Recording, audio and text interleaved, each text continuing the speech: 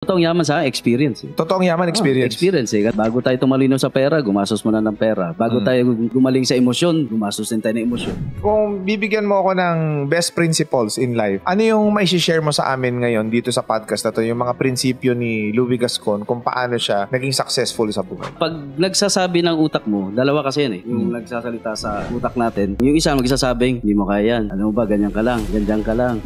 Wag mo nasubukan yan. Yung negative. Yung isa naman positive. Kaya lang, mahina yung boses.